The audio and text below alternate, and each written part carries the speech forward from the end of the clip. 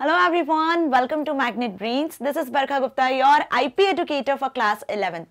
So students, जैसे कि हम चैप्टर को फिनिश कर चुके हैं और आज इस वीडियो में हम डिस्कस करने वाले हैं exercise of informatics practices NCERT brief overview of Python chapter number 3 का। ओके, सो चैप्टर होप आपको अच्छे से समझ में आया, जिसका हमने प्रैक्टिकल भी देखा, जिसमें हमने पाइथन को लेकर जो भी बेसिक ओवरव्यू है, मतलब कोई भी प्रोग्रामिंग लैंग्वेज को स्टार्ट करने के पहले जो बेसिक्स आपको पढ़ना होता है, जो फंडामेंटल्स आपको पढ़ना होता है, तो इस चैप्टर में हमने पाइथन के फंडामेंटल्स को पढ़ा। ओके, सो होप आपको वो अच्छे से समझ में आया है। यदि वो सब वीडियोस आपने देखिए, सारे फंडामेंटल्स जो टॉपिक्स हमने कवर किए, keywords, literals, data types, if else, for loop, यदि ये बेसिक कॉन्सेप्ट्स आपको अच्छे से क्लियर हैं, तो आज इस एक्सरसाइज में जो क्वेश्चंस हम डिस्कस करेंगे वो आपको बहुत अच्छे से बनने वाले हैं। ओके, सो चलिए स्टार्ट करते हैं फर्स्ट क्वेश्चन के साथ। Which of the following identifier names are invalid and why? अब देखो, आइडेंटिफायर क्या होते हैं। आइडेंटिफायर जैसे हमने रीड किया था कि वेरिएबल नेम, फंक्शन नेम, जो भी ऑब्जेक्ट आप क्रिएट करते हो पाइथन प्रोग्रामिंग में, उसका नाम आइडेंटिफायर कहलाता है। उसे हम आइडेंटिफाई करते हैं किसके नाम से? आइदर वेरिएबल्स के नेम से, फंक्शंस के नेम से। मतलब पाइथन प्रोग्रामिंग में जो कोड आप लिख रहे हो, उस कोड में आप क्या क्रिएट कर रहे हो, हर एक कोड को आइडेंटिफाई करने के लिए आइडेंटिफायर का यूज करते हैं हम। ठीक है, आप पाइथन के कोड में आप कोई डेटा टाइप यूज करते हो, कोई लिटरल यूज करते हो, कोई वेरिएबल यूज करते हो, कोई फंक्शन यूज करते हो, फॉर लूप यूज करते हो, इफ एल्स यूज करते हो, है ना, प्रिंट फंक्शन यूज करते हो, तो आप बहुत सारी चीजें यूज करते हो फंक्शन में। तो वेरिएबल, डेटा टाइप, फंक्शंस, इन सबको आइडेंटिफाई कौन करता है? ये सब नाम कैसे रखे गए? ये सभी आइडेंटिफाई किए जाते हैं आइडेंटिफायर के थ्रू। ठीक है, अब आइडेंटिफायर के कुछ रूल्स भी हमने देखे थे। क्या रूल्स देखे थे आइडेंटिफायर्स के? तो जिसने आइडेंटिफायर वाली वीडियो नहीं देखी वो देखो, क्योंकि उसके लिए क्वेश्चन बहुत जरूरी है। वो वीडियो आप देखोगे जब इन क्वेश्चन के आंसर्स आप खुद से कर सकते हो, है ना। मैंने हर एक टॉपिक की डेडिकेटेड वीडियो बनाई है। क्लियर? सो आइडेंटिफायर के रूल्स क्या हुए? आइडेंटिफायर के रूल्स ये होते हैं कि डिजिट से कोई भी आइडेंटिफायर स्टार्ट नहीं होता है। कोई भी स्पेशल सिंबल आप यूज नहीं कर सकते हो जब आइडेंटिफायर का नाम स्पेसिफाई करते हो, जैसे कि आप @ $, %, जैसे कोई भी स्पेशल सिंबल का यूज नहीं कर सकते हो एक्सेप्ट अंडरस्कोर। जैसे आप अपना ईमेल आईडी क्रिएट करते हो, कुछ यूजर आईडीज क्रिएट करते हो, तब उस टाइम पे जो रिस्ट्रिक्शंस होते हैं ना कि डिजिट से स्टार्ट नहीं करना है, अंडरस्कोर के अलावा कोई और स्पेशल कैरेक्टर यूज नहीं करना है। ओके, जस्ट वही सारे रूल्स यहाँ आइडेंटिफायर में भी फॉलो किए जाते हैं। ओके, जो कीवर्ड्स होते हैं उन्हें आप एज ए आइडेंटिफायर के नेम की तरह यूज नहीं कर सकते हो।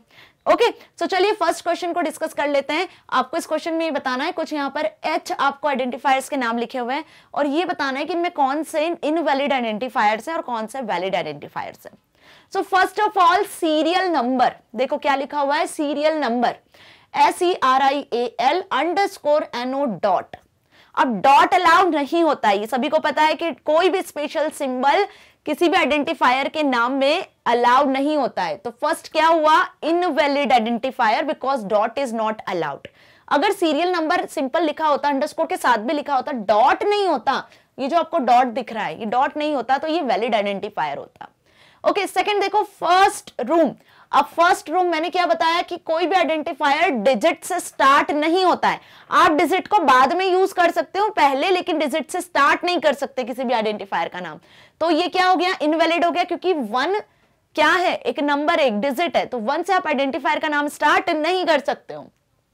सी देखो, 100, उसके बाद लिखा है $, no any special symbol other than underscore is used in identifiers।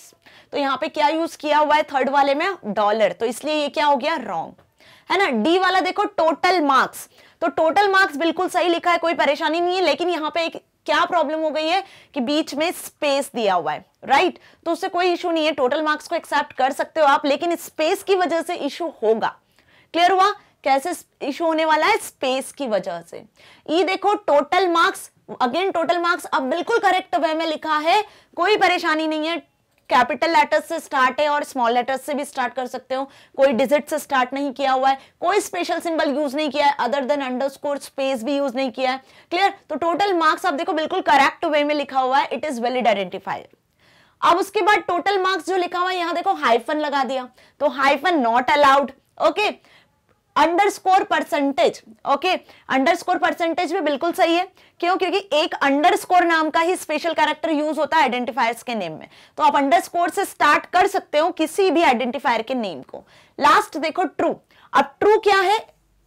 True आप सभी को पता है कि एक कीवर्ड होता है, क्या होता है, ट्रू फॉल्स, आपको आंसर रिटर्न होता है ना, तो ट्रू फॉल्स इस तरीके की जो वैल्यूज हैं ये पहले से रिजर्व्ड है पाइथन प्रोग्रामिंग में, दैट्स व्हाई ये भी आइडेंटिफायर नहीं है ना।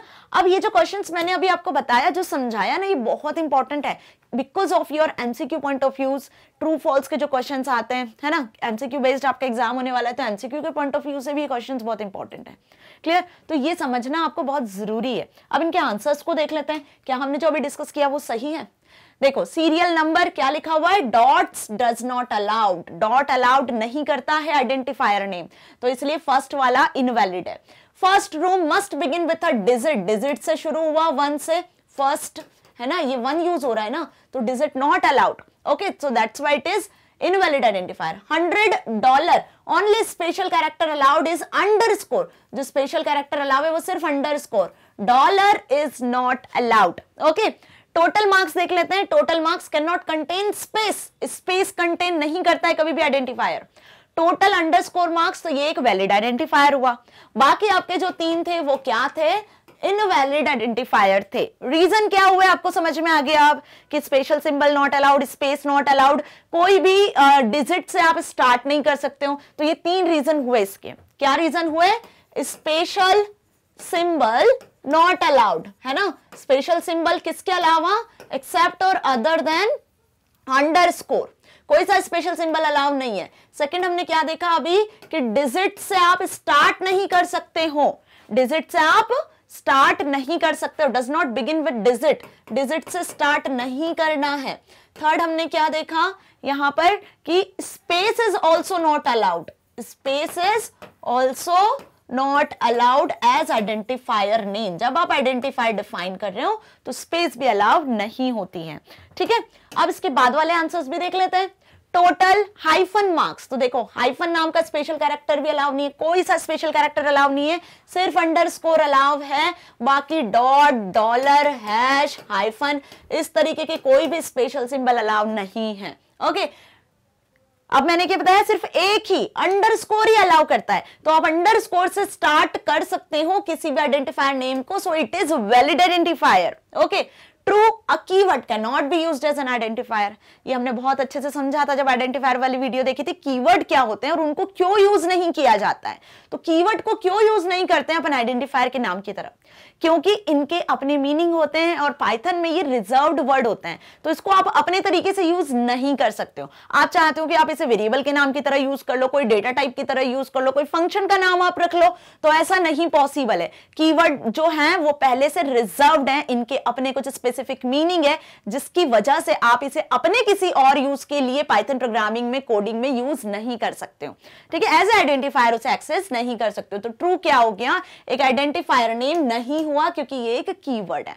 तो होप आपको सारी चीजें समझ में आ गई। कुछ 4-5 इंपॉर्टेंट रूल होते हैं आइडेंटिफायर के और यही सारे रूल्स फॉलो किए जाते हैं वेरिएबल्स को भी आइडेंटिफाई करने में। क्लियर? सो आप देखते हैं नेक्स्ट क्वेश्चन। नेक्स्ट क्वेश्चन क्या है, right the corresponding Python assignment statement. अब ये कुछ आपको क्वेश्चंस लिखे हुए हैं, इनके अकॉर्डिंग आपको असाइनमेंट स्टेटमेंट लिखना है। वेरिएबल्स हमने देखा था, मैंने समझाया था अच्छे से। वेरिएबल में कैसे वैल्यू को असाइन किया जाता है ये भी हमने देखा था। वेरिएबल में कैसे वैल्यू को क्रिएट किया जाता है, वेरिएबल को डिफाइन कैसे किया जाता है, उसका यूज कैसे करते हैं, वो हमने वेरिएबल वाली वीडियो में बहुत अच्छे से समझा था। तो बस यहाँ पे आपको वही सारे रूल्स को फॉलो करना है। तो वेरिएबल को डिफाइन करने के लिए हम क्या करते हैं, वेरिएबल का नाम लिख देते हैं, ठीक है। वेरिएबल का नाम लिखते हैं, इज इक्वल्स टू का साइन लगाते हैं और उसके बाद में यहाँ पे हम वेरिएबल में जो वैल्यू आपको असाइन करवानी है वो वैल्यू लिख देते हैं। यही बेसिकली वेरिएबल को डिफाइन करने का, क्रिएट करने का, उसमें वैल्यू असाइन करने का फॉर्मेट होता है ना। सो वेरिएबल का नाम आपने लिखना है। अब वेरिएबल का नाम भी जो अभी हमने आइडेंटिफायर के रूल्स देखे वही सारे रूल्स यहाँ भी होते हैं। डिजिट से स्टार्ट नहीं होगा, अंडरस्कोर के अलावा कोई स्पेशल सिंबल यूज नहीं कर सकते हो, कोई कीवर्ड का नाम वेरिएबल का नाम नहीं रख सकते हो, ठीक है। स्पेस अलाउड नहीं होती है। तो ये 4-5 रूल वेरिएबल नेम के लिए भी फॉलो किए जाते हैं।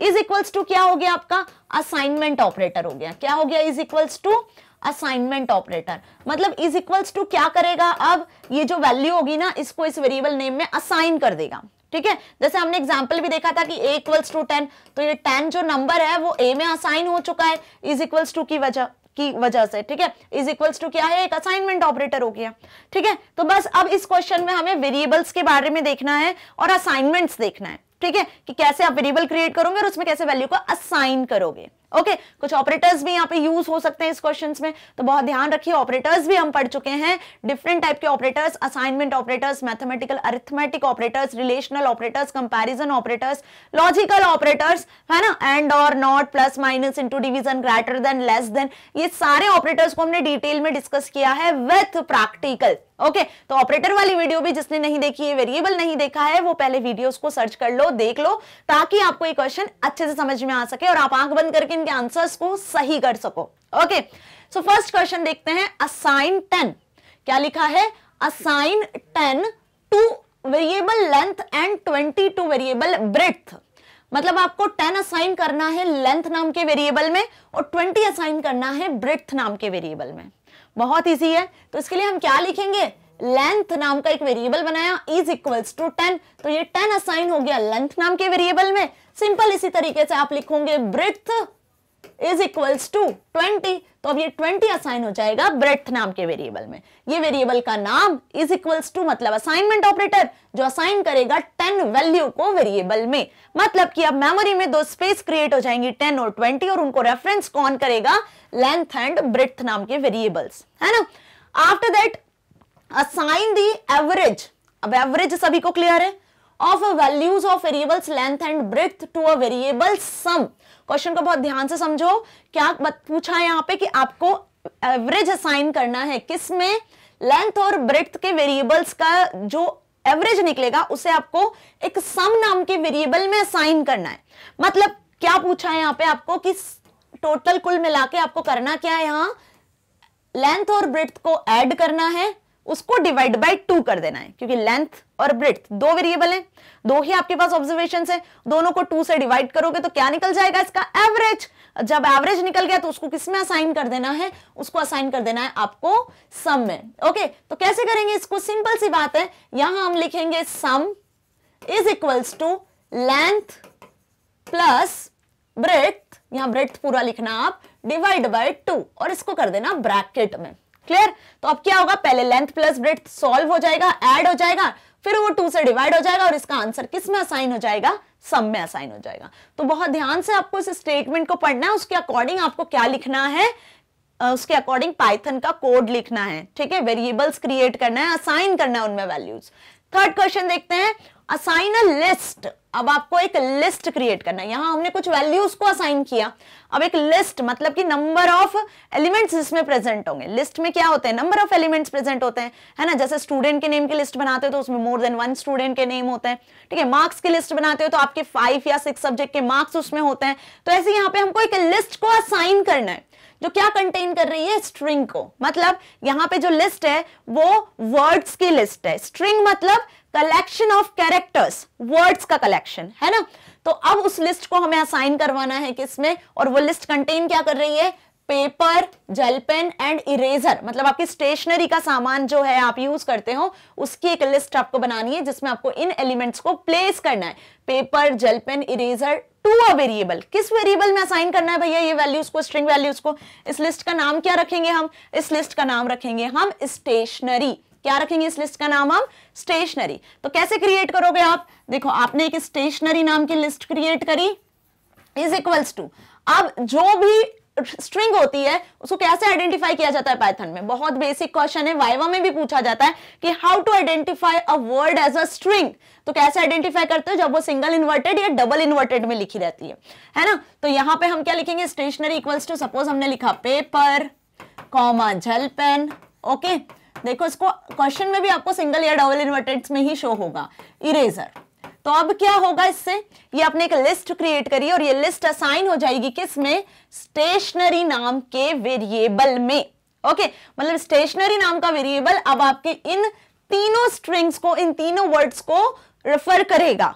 ओके, सो आफ्टर दैट देखो नेक्स्ट क्वेश्चन क्या पूछा है आपसे यहाँ पर, assign the string Mohandas. Same question again आपसे पूछ रहे हैं कि assign the string Mohandas Karamchand Gandhi. Mohandas Karamchand Gandhi, ये 3 स्ट्रिंग है, मोहनदास अलग है, करमचंद अलग है, गांधी अलग है। एक पर्सन का ही नाम ऑब्वियस, हमारे फ्रीडम फाइटर लीडर है जो popular.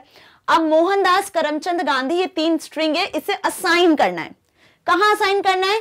To the variable first, middle and last. मतलब 3 वेरिएबल्स आपको क्रिएट करना है, फर्स्ट, मिडिल एंड लास्ट, और तीनों वेरिएबल में आपको ये वैल्यूज को असाइन करवाना है। ओके, तो कैसे असाइन करवाएंगे? देखो बहुत इजी है। इसके लिए भी हम 3 वेरिएबल्स क्रिएट कर लेंगे। सपोज मैंने पहले लिखा फर्स्ट नाम का एक वेरिएबल, कॉमा लगा के मैंने लिखा मिडिल नाम से एक वेरिएबल, ओके, देन कॉमा हमने लगाया और लिखा लास्ट। तो अब हमने मल्टीपल वेरिएबल्स में कैसे मल्टीपल वैल्यू असाइन की जाती है देखा था कि कैसे मल्टीपल वेरिएबल्स क्रिएट करते हैं। बस यहाँ पे हम वही कॉन्सेप्ट को यूज करने वाले हैं। यहाँ हम देखो एक साथ एक सिंगल लाइन में हमने 3 वेरिएबल को क्रिएट किया। अब इन तीनों वेरिएबल्स में हम वैल्यू को असाइन करवाएंगे। तो फर्स्ट में हमने असाइन करवा दिया मोहनदास, ओके, सेकंड में हम असाइन करवा देते हैं करमचंद, देन थर्ड वाले में हम असाइन करवा देते हैं गांधी। ओके, तो अब क्या हुआ इससे कि 3 वेरिएबल आपने क्रिएट किए, फर्स्ट, मिडिल, लास्ट, और तीनों में आपने ये स्ट्रिंग को असाइन किया। फर्स्ट किसको पॉइंट करेगा? मोहनदास को, सेकंड किसको पॉइंट, मिडिल वाला जो वेरिएबल है वो किसको पॉइंट करेगा? करमदास को, और थर्ड वाला जो वेरिएबल है लास्ट वो किसको पॉइंट करेगा? गांधी को। उसमें क्या असाइन हो गया? गांधी।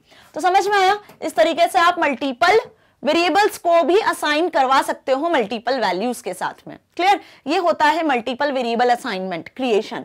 नाउ लास्ट देखते हैं, असाइन द कॉन्केटेनेटेड। अब कॉन्केटेनेटेड का मतलब समझ में आता है? क्या होता है कॉन्केटेनेटेड? कॉन्केटेनेटेड मतलब जब आप 2 स्ट्रिंग को ऐड करते हो, बहुत अच्छे से समझ लो, कॉन्केट वर्ड ये पॉपुलर है कोई भी प्रोग्रामिंग लैंग्वेज में। हर प्रोग्रामिंग लैंग्वेज, कोई सी भी C++, जावा, पाइथन जैसी कोई भी प्रोग्रामिंग लैंग्वेज में कॉन्केट का अपना मतलब होता है कि जब आप 2 स्ट्रिंग को ऐड करवाना चाहते हो, 2 स्ट्रिंग को सम करवाना चाहते हो, तब हम ये कॉन्केट वर्ड का यूज करते हैं। ओके, तो assign the concatenated value of string variables first, middle and last. First, middle और लास्ट जो ये हमने लिखे हुए 3 वेरिएबल, इसको हमें कॉन्केट करवाना है, इसे हमें ऐड करवाना है। किस वेरिएबल के नाम में असाइन करवाना है? ऐड करवा के फुल नेम में। मतलब 3 वेरिएबल है आपके पास में, Mohandas, Karamchand Gandhi, first, middle, last. इन तीनों वेरिएबल की वैल्यू को कॉन्केट करवाना है और एक वेरिएबल फुल नेम में असाइन करवाना है। Make sure to incorporate blank spaces appropriately between the different parts of the name.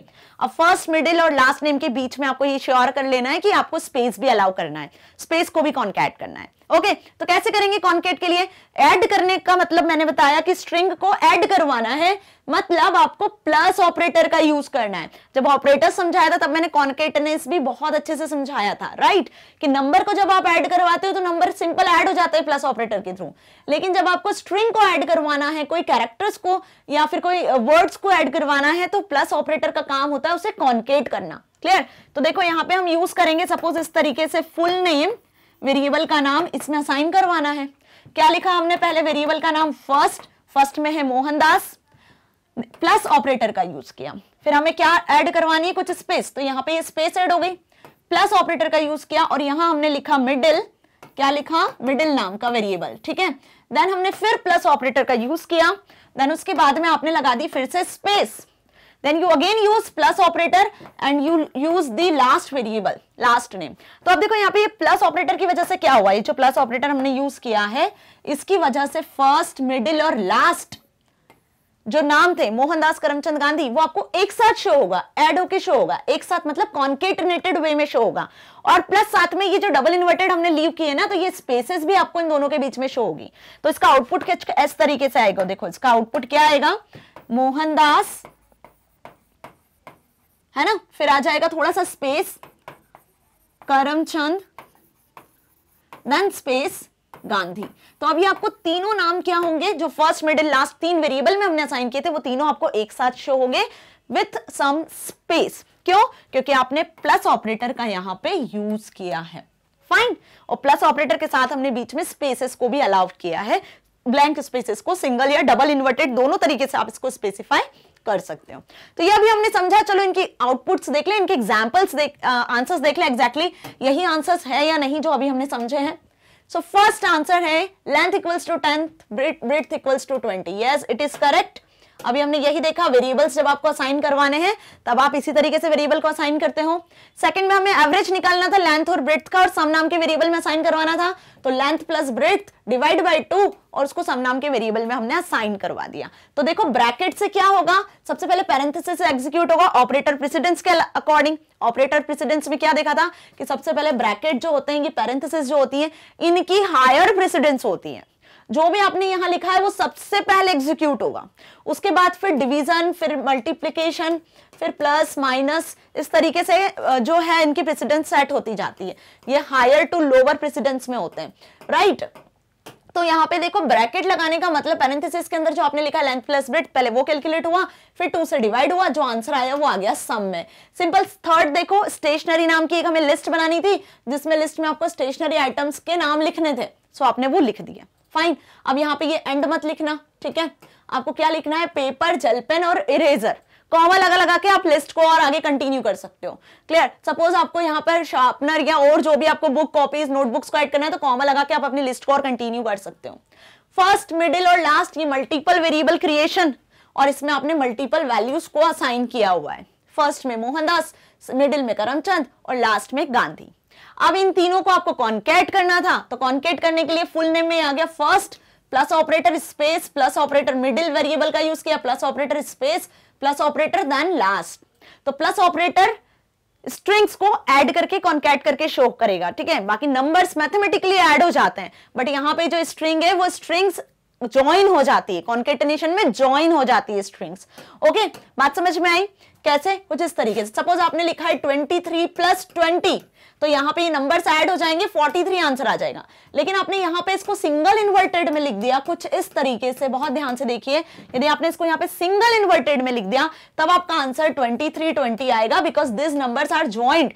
Why? क्योंकि इसे ट्रीट किया जा रहा है पाइथन इंटरप्रेटर के थ्रू एज ए स्ट्रिंग। कैसे ट्रीट किया जा रहा है? स्ट्रिंग की तरह। तो 23 और 20 क्या हो गए? अब ज्वाइन होके, कॉन्केट होके शो हो रहे हैं। ओके, सो इसी तरीके से यदि आप कोई अल्फाबेट लिखते हो, सपोज आपने लिखा मैग्नेट का M और ब्रेंस का B, तो यहाँ पे M भी आपको ज्वाइंट होके मिलेगा, क्योंकि प्लस यहाँ पे एज ए कॉन्केटेनेशन की तरह वर्क कर रहे हैं। क्लियर? तो पाइथन में आपको ये चीजें बहुत अच्छे से याद रखनी है। मैंने फिर बताइए, ये वाइवा में भी पूछी जाती है आपसे, एमसीक्यूज में भी पूछी जाएगी, तब आपको ये चीजें कंफ्यूज ना हो, ये आपको बहुत अच्छे से याद कर लेनी है। ओके, सो अब नेक्स्ट क्वेश्चन पे आते हैं। नेक्स्ट क्वेश्चन है, which data type will be used to represent the following data values. देखो अभी तक जो क्वेश्चंस देखे उसमें हमने आइडेंटिफायर्स और सेकंड वाले में हमने क्या कवर किया है, जो अभी हमने देखा उसमें कि कैसे आप लिस्ट वेरिएबल्स का यूज करते हो, है ना। वेरिएबल कैसे डिफाइन करते हो, आइडेंटिफायर्स को कैसे यूज करते हैं, है ना। उसमें आपका आइडेंटिफायर और वेरिएबल दोनों एक तरीके से रिवाइज हो गया है। अब थर्ड क्वेश्चन बेस्ड है किस पर? डेटा वैल्यूज, मतलब कि डेटा टाइप्स पर। किस पर बेस्ड है? ये डेटा टाइप पर बेस्ड है। तो पहले डेटा टाइप जान ले क्या होता है। डेटा टाइप वाली वीडियो में मैंने बहुत डिटेल में डेटा टाइप समझाया हुआ है। डेटा टाइप बेसिकली जो आप वेरिएबल में वैल्यू लिख रहे हो, वो वैल्यू कैसी है, वो वेरिएबल किस टाइप की वैल्यू को होल्ड कर रहा है। सपोज आपने लिखा अभी a इक्वल्स टू 10, तो a तो एक वेरिएबल बनाया जिसमें 10 कैसी वैल्यू हो गई? 10 एक नंबर टाइप वैल्यू हो गई, राइट। अब सपोज आपने यहाँ पे लिखा परसेंटेज नाम से PER, और परसेंटेज आपने लिखा 76.2। ओके, तो अब ये देखो 76.2 जो डेटा है आपका, जो वैल्यू है वो परसेंटेज में कॉपी हो रही है, साइन हो रही है, लेकिन ये किस टाइप की है? ये डेसिमल टाइप की है। ओके, किस टाइप का वैल्यू है इसका? डेसिमल टाइप का है ना। अब सपोज आपने लिखा फर्स्ट नेम, तो फर्स्ट n नाम से आपने एक वेरिएबल बनाया और इसमें आपने क्रिएट कर दिया, सपोज अभी जो हमने एग्जांपल देखा था मोहनदास। क्लियर? तो अब यहाँ पे देखो मोहनदास कैसा है? कैरेक्टर्स टाइप का, स्ट्रिंग टाइप का वर्ड है, तो इसको हम क्या बोलते हैं? String type. तो यहाँ पे डेटा टाइप को डिफाइन किया जाता है, क्योंकि पाइथन प्रोग्रामिंग में इंटरप्रेटर को कुछ भी समझ नहीं आता है। आपको बताना है कि आप वेरिएबल में इंटीजर दे रहे हो, नंबर दे रहे हो, डेसिमल नंबर दे रहे हो, स्ट्रिंग दे रहे हो, क्या लिख रहे हो, ठीक है। तो यहाँ पे डिफरेंट टाइप के डेटा टाइप को पाइथन प्रोग्रामिंग सपोर्ट करती है। तो कौन कौन से डेटा टाइप हुए? नंबर्स के लिए हम यूज करते हैं यहाँ पर इंटीजर डेटा टाइप को, ठीक है। डेसिमल नंबर्स के लिए हम यूज करते हैं फ्लोट डेटा टाइप को, और कैरेक्टर्स या इसके लिए हम यूज करते हैं स्ट्रिंग नाम के डेटा टाइप को। तो स्ट्रिंग जब भी सुनो तो आपको बिल्कुल कंफ्यूज नहीं होना है। स्ट्रिंग मतलब कलेक्शन ऑफ लेटर्स, किसी का नाम, ठीक है, जिसमें वर्ड्स का यूज किया जाता है, उसी को स्ट्रिंग कहते हैं। इंग्लिश में जो वर्ड होते हैं वही यहाँ पे स्ट्रिंग होता है। ओके, तो इंटीजर, फ्लोट, स्ट्रिंग, ये सब क्या हो गए? ये सब डेटा टाइप्स हो गए, ठीक है। इसके अलावा भी लिस्ट, टपल, डिक्शनरी, ये सब भी डेटा टाइप्स हैं, है ना, वेरिएबल के नाम है। इन्हें हम पढ़ेंगे नेक्स्ट वीडियो में डिटेल में, समझ में आया। तो integer, float, string, list, tuple, dictionary, ये सभी डेटा टाइप्स होते हैं। ओके, अब इस क्वेश्चन में बेसिकली आपको क्या बताना है, इस क्वेश्चन में कि आपको कुछ एग्जाम्पल्स दिए हुए हैं और इन एग्जाम्पल्स में बताना है कि ये किस तरीके की वैल्यू को शो करेंगे, है ना, मतलब इसमें आप कैसा, किस टाइप की वैल्यू को असाइन करवाने वाले हो। तो फर्स्ट क्वेश्चन से स्टार्ट कर लेते हैं। Number of month in a year, year में कितने महीने होते हैं, है ना, साल में कितने महीने होते हैं, कैसे बताते हो उसको आप A to Z लिखकर बताते हो क्या? नहीं, नंबर्स में बताते हैं ना, 12 मंथ्स होते हैं, 12 महीने होते हैं, ऐसे ही बोलते हैं ना। तो अब देखो यहाँ पे क्या लिखा हमने कि 12 मंथ्स होते हैं, है ना। एक्चुअल जो आंसर है वो क्या है? 12। 12 किस तरीके का? नंबर टाइप का है, तो इसका डेटा टाइप कैसा हुआ? इसका डेटा टाइप हुआ इंटीजर टाइप का, है ना। बस ऐसे ही सारे क्वेश्चन के आंसर्स करने हैं आपको। अब रेसिडेंट ऑफ दिल्ली और नॉट, देखो दिल्ली में का रेसिडेंट है या नहीं है, कोई भी पर्सन है या नहीं है, जब ऐसी कोई कंडीशन आती है तब पाइथन इंटरप्रेटर हमें क्या वैल्यू रिटर्न करता है? तब पाइथन इंटरप्रेटर हमें रिटर्न करता है कौन सी वैल्यू? अगर होगा दिल्ली का रेसिडेंट तो ट्रू मिलेगा, नहीं होगा तो मिलेगा हमें फॉल्स। तो ये ट्रू फॉल्स वैल्यू किस डेटा टाइप में आती है? ट्रू फॉल्स वैल्यू आती है बूलियन डेटा टाइप में। ये एक स्पेशल डेटा टाइप होता है। ये भी बताया था मैंने कि जब कोई डिसीजन लिया जाता है, किसी की डिसीजन किसी कंडीशन पे बेसिस पे आपको दो आउटपुट मिलते हैं, या तो ट्रू या तो फॉल्स। तो ट्रू और फॉल्स जो दो वैल्यूज हैं वो किस में असाइन की जाती है, कौन से डेटा टाइप की कहलाती है? बूलियन टाइप की कहलाती है।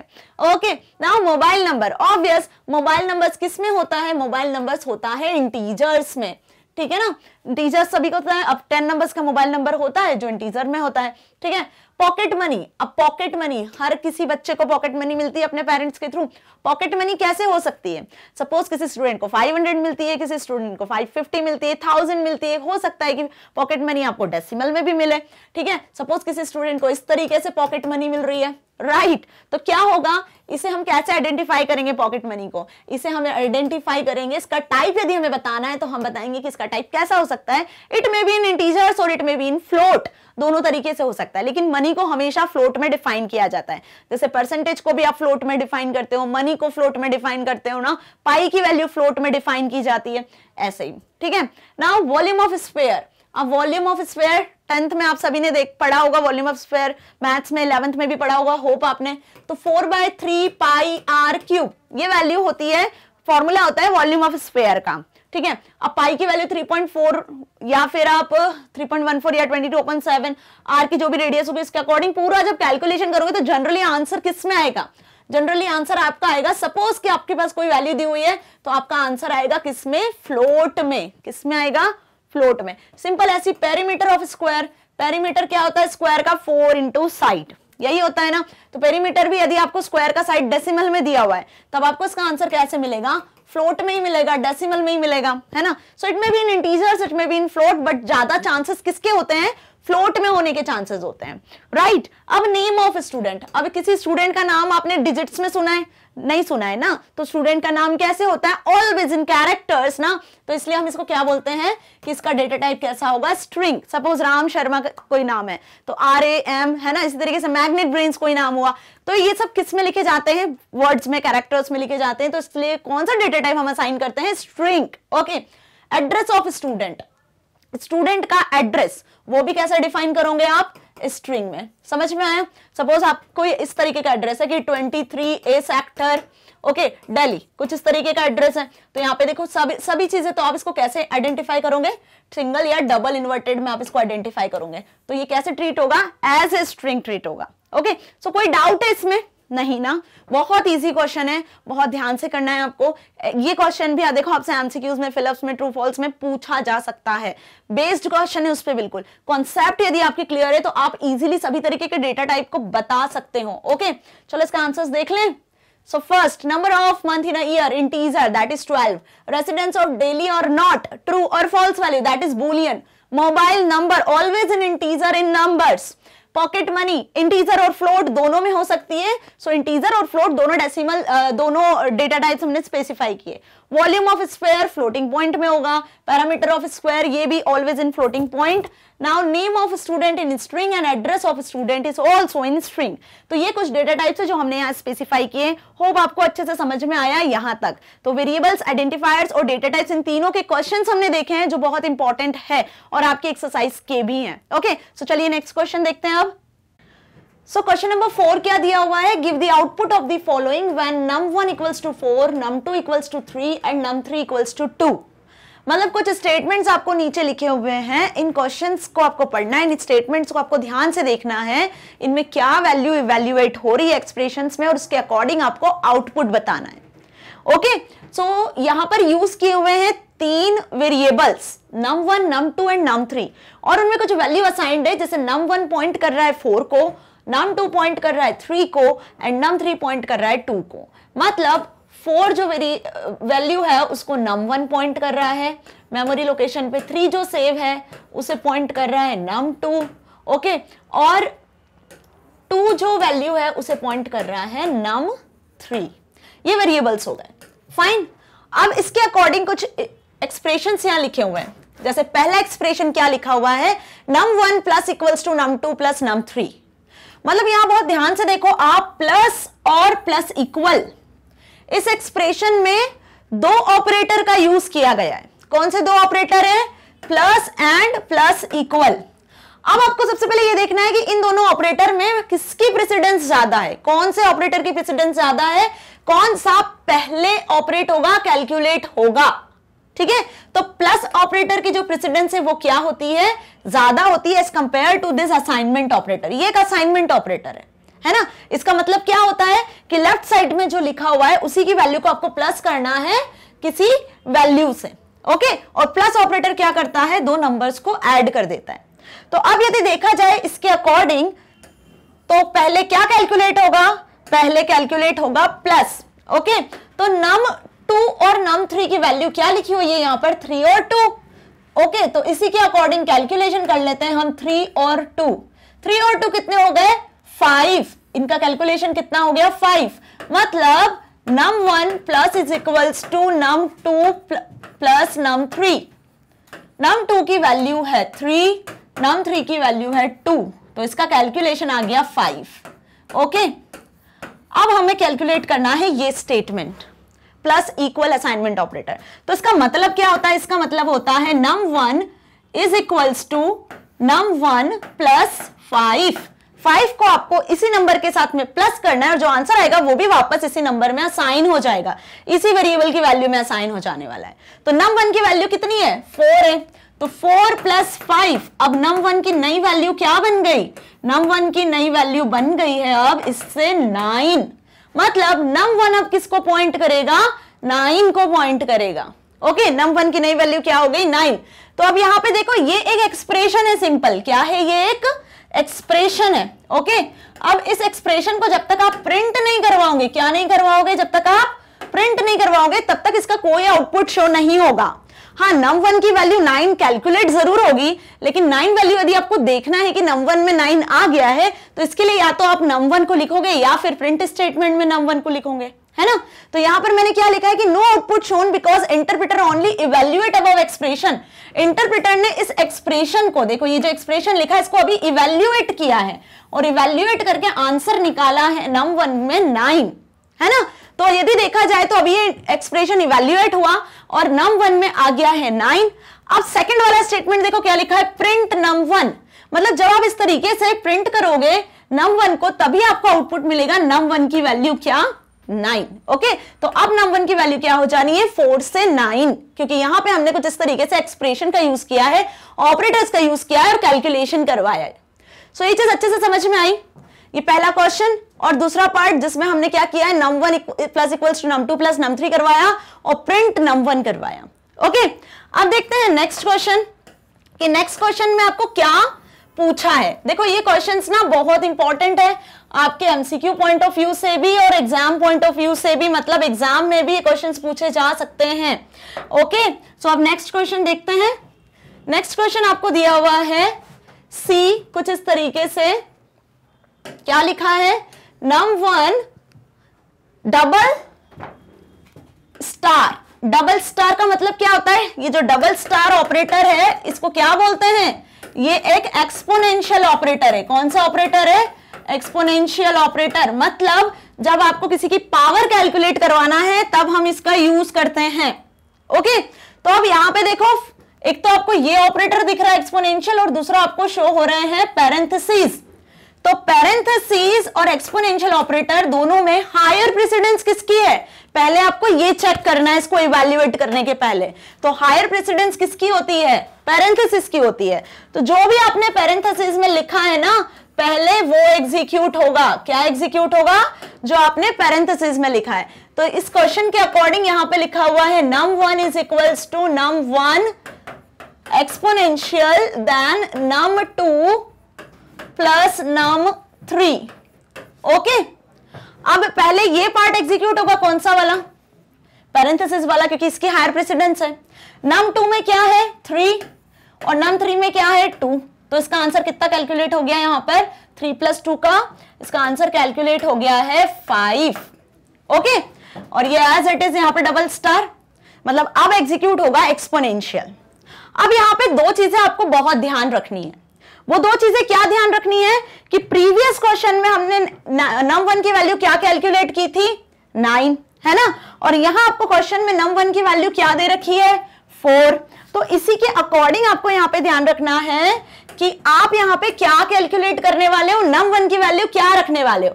क्योंकि पाइथन इंटरप्रेटर की बात करते हैं तो num1 की वैल्यू जो करंटली अभी कैलकुलेट हुई है वो है 9, है ना।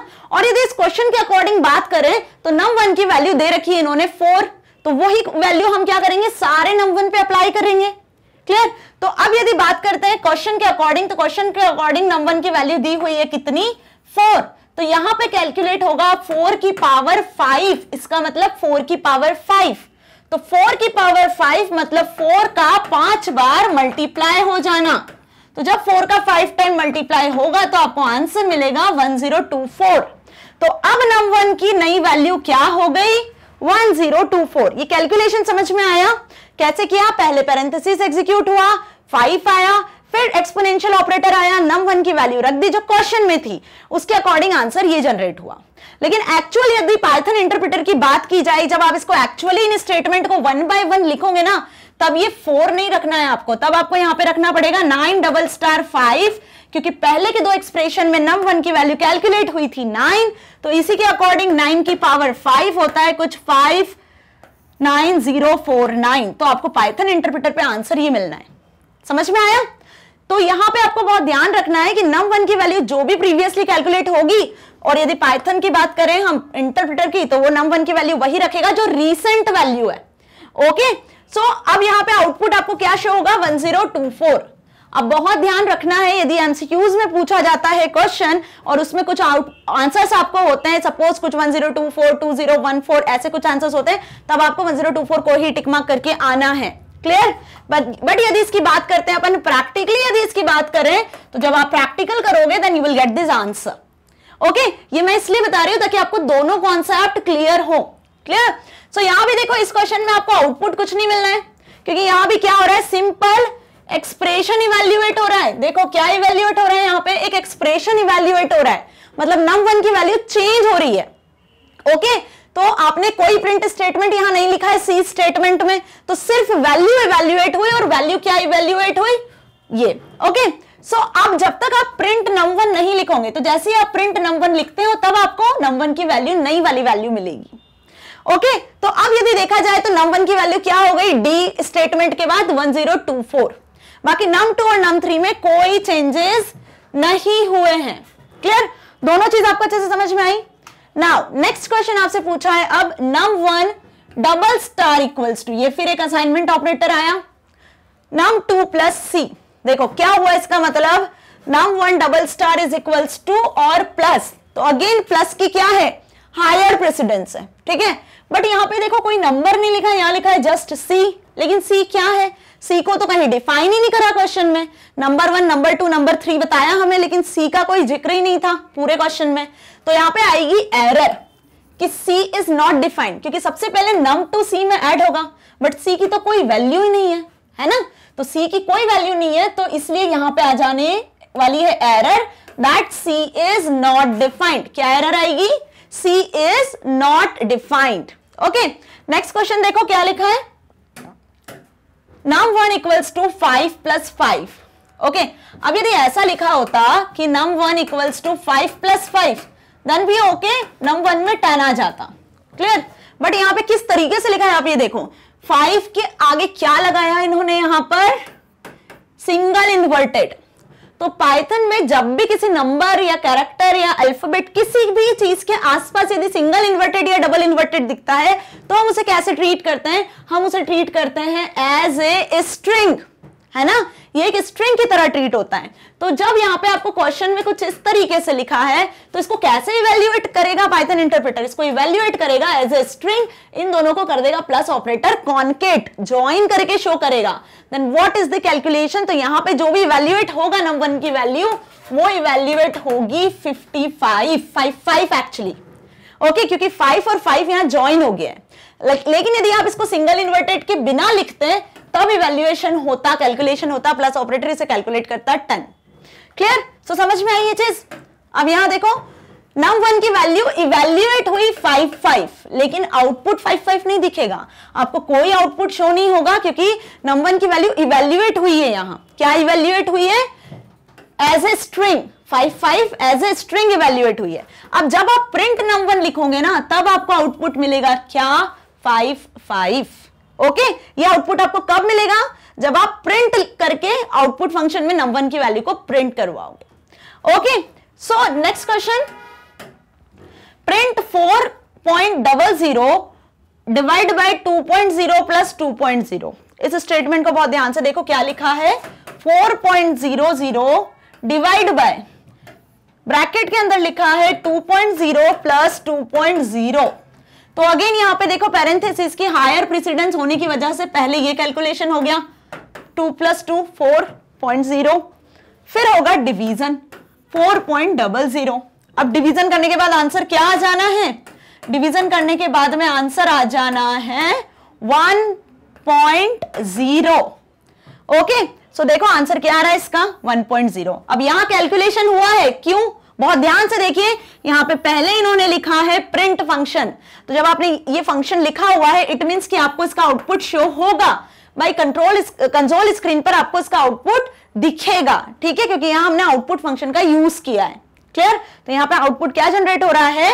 1.0। Okay, now next question is num1 is equals to 2 + 9 star, मतलब मल्टीप्लाई, डबल पैरेंथेसिस के अंदर लिखा है 3 × 12 - 8 डिवाइड बाय 10। तो ये कैलकुलेशन बिल्कुल वैसी होना है जैसे बॉडमास रूल के थ्रू अपन मैथ्स में कैलकुलेशन करते हैं, वैसा ही कैलकुलेशन करना है। ओके, चलो इसको देख लेते हैं। अब इसके अकॉर्डिंग सबसे पहले ये अंदर वाली पैरेंथेसिस सॉल्व होगी। 3 × 12 कितना होता है? 36 - 8। ओके, अब ये बाहर वाली पैरेंथेसिस सॉल्व होगी जो आउटर पैरेंथेसिस थी। 36 - 8 कितना हुआ? 28। Then divide by 100, 9 star 2 plus. ये चीज समझ में आई? तो अब इसी के अकॉर्डिंग देखा जाए तो क्या होगा? पहले डिवीजन, क्योंकि यहां पे हायर प्रेसिडेंस किसकी है? डिवीजन की है, फिर मल्टीप्लिकेशन की है, फिर प्लस की है। तो पहले हुआ डिवीजन, कितना आ गया? 2.8 स्टार 9 + 2। अब होगा मल्टीप्लाई, तो मल्टीप्लाई के अकॉर्डिंग इसका आंसर आएगा 25.7, 2 फिर 2 प्लस हो जाएगा, तो ये कैलकुलेशन होगा कुछ इस तरीके से। ओके, 27.22 आएगा। क्लियर? सो ये हो गया num1 की वैल्यू, नई वैल्यू जो अब नई हुई है। पहले num1 की वैल्यू 4 गिवन थी, फिर 9 कैलकुलेट हुई, फिर 1024 कैलकुलेट हुई, और अब num1 की वैल्यू कैलकुलेट हो गई है 27.2। किसके थ्रू? ये गिवन एक्सप्रेशन के थ्रू जो आपको दिया है। कैलकुलेशन कैसे हुआ? बहुत इजी है, समझ आया होगा। ओके, सो देख लेते हैं क्वेश्चन। यस, तो इस क्वेश्चन के अकॉर्डिंग क्या कैलकुलेट की हमने इसकी value? 27.2। So no output shown because interpreter only evaluate this expression. तो num1 की नई वैल्यू कैलकुलेट की है इंटरप्रेटर ने। जब तक ये प्रिंट नहीं करेगा तब तक आप num1 को प्रिंट नहीं करवाओगे। तो जैसे ही आपने num1 को प्रिंट करवाया then you will get the answer 27.2। Okay, now next question देखो, num1 is equals to float of 10। अब टाइप कन्वर्जन बताया था कि इंटीजर को फ्लोट में कन्वर्ट कर सकते हो, फ्लोट को इंटीजर में कन्वर्ट कर सकते हो, किसी वेरिएबल का टाइप भी हम देख सकते हैं, है ना। तो टाइप कन्वर्जन और ये सारी चीजें मैं आपको बता चुकी हूं। क्लियर। अब यहां पे देखो इस क्वेश्चन में क्या पूछा है, कुछ इस तरीके से कि num1 is equals to float of 10। Okay, ये 10 जो है ये 10 फ्लोट में कन्वर्ट होगा, क्योंकि हम यहां पे फ्लोट फंक्शन का यूज कर रहे हैं, तो फ्लोट में कन्वर्ट होगा तो क्या बन जाएगा 10.0 यही बनेगा ना। Floating point number, decimal number यही होता है, फ्लोट मतलब डेसिमल नंबर। तो ये जो 10 लिखा हुआ था यहां पर ये कन्वर्ट हो गया है फ्लोट में 10.0 में। तो अब num1 की वैल्यू क्या हो गई है, num1 की वैल्यू 27.2 से चेंज हो गई और हो गई 10.0। ओके, क्या हो गई num1 की वैल्यू 10.0। अब यहां भी num1 को प्रिंट नहीं करवाया, जस्ट इवैल्यूएशन हो रहा है, तो नो आउटपुट शोन। ओके, आपको क्या आउटपुट शो होगा, सिर्फ 10.0। ओके, क्या शो होगा यहाँ पे, सिर्फ 10.0। लेकिन जब आप num1 की वैल्यू को प्रिंट करोगे then you will get the answer, actual answer जो यहाँ इवैल्यूएट हुआ था, जो के में इवैल्यूएट हुई थी num1 की वैल्यू 10 को फ्लोट में कन्वर्ट किया, डेसिमल में कन्वर्ट किया, तो कन्वर्जन तो यहाँ आपको हो गया, लेकिन उसका आउटपुट कहां शो हो रहा है, जब आपने एल में प्रिंट num1 लिखा तब। ओके, सो ये बहुत ध्यान से आपको समझना है। ये जब यदि आपको ये सारे स्टेटमेंट्स जो अभी एक्सप्रेशन से जो हम यहाँ पे चेक कर रहे हैं समझ में आ गए एक बार, तब आपको इससे रिलेटेड कोई सा भी इवैल्यूएशन यदि एग्जाम में आता है ना तो आप उसको इजीली कैलकुलेट कर सकते हो, उसका आंसर एकदम करेक्ट निकाल सकते हो। एम देखो, num1 इक्वल्स टू int 3.14। अब ये लिखा हुआ है कैसे, सिंपल यदि 3.14 लिखा होता तो समझ में आता, लेकिन यहां कैसे लिखा है इसको, सिंगल इन्वर्टेड में। कैसे लिखा है देखो, सिंगल इन्वर्टेड में। अभी जैसे हमने 5 वाला एग्जांपल देखा था कि आप कोई सा भी नंबर, कोई भी नंबर, सपोज आपने 235 लिखा तो ये इंटीजर एक नंबर है, लेकिन जब आपने इसके आसपास सिंगल इन्वर्टेड या डबल इन्वर्टेड लगा दिया तब ये बन जाएगा एक स्ट्रिंग। अब आप इस पे कोई मैथमेटिकल कैलकुलेशन नहीं कर पाओगे। ओके, तो अब यहां देखो क्या लिखा हुआ है, सिंगल इन्वर्टेड में लिखा है 3.14। तो भाई स्ट्रिंग को कैसे इंटीजर में कन्वर्ट करेंगे, स्ट्रिंग को कैसे इंटीजर में कन्वर्ट करोगे आप, तो यहां पे क्या एरर आ जाने वाली है, वैल्यू एरर इनवैलिड लिटरल। क्या लिखा है, value error invalid literal. Okay, तो यदि आप इसको सही तरीके से एक्सेस करना चाहते हो तो हम यहां क्या लिखते हैं इसको, num1 equals to int bracket में फ्लोट में आप ये नंबर लिख देते, सपोज 3.14, तब ये इजीली कन्वर्ट हो जाता। ओके, सो बात समझ में आई। तो यहां पे आ गई एरर। अब num1 को जब आप प्रिंट कराओगे तो num1 की नई वैल्यू क्या बनेगी, यदि ये सही तरीके से प्रिंट होगा तो 3.14 हो जाएगी। कब, जब इसको आप करेक्टली प्रिंट करवाओगे तब। ओके, अदरवाइज जो प्रीवियसली कैलकुलेटेड वैल्यू थी num1 की वही आ जाने वाली है।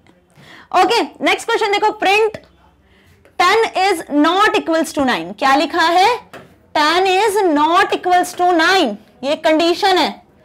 10 is not equals to 9, condition क्या है, ट्रू। 10 9 के इक्वल नहीं होता है। फिर क्या लिखा है, एंड। एंड के बाद लिखा है 2 इज ग्रेटर देन और इक्वल्स टू 20 सॉरी, तो 20 is greater than equals to 20, तो ये कंडीशन भी ट्रू है।